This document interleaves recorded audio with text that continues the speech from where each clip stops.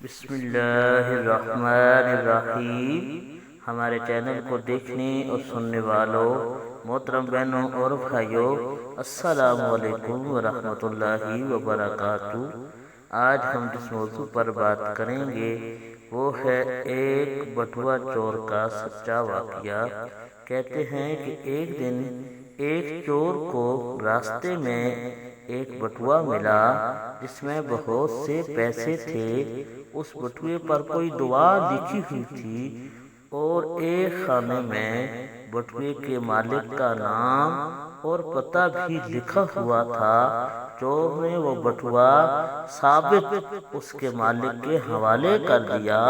اس شخص نے چور سے پوچھا کہ تم آرام سے یہ پیسے رکھ سکتے تھے، واپس کیسے کر دیے؟ چور نے جواب دیا، آپ نے بٹوے میں جو دعا لکھوائی ہے اس عقیدے پر لکھوائی ہوگی کہ اگر یہ کھو جائے تو اس دعا کی برکت سے آپ کو واپس مل جائے۔ میں چور ضرور ہوں لیکن صرف مال و دولت کا، کسی کا عقیدہ چوری نہیں کر سکتا۔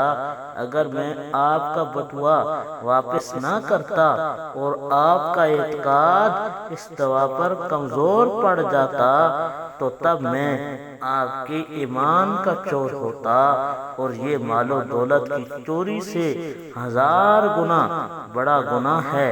اللہ تعالی ہم سب کے ایمان سلامت رکھے، آمین۔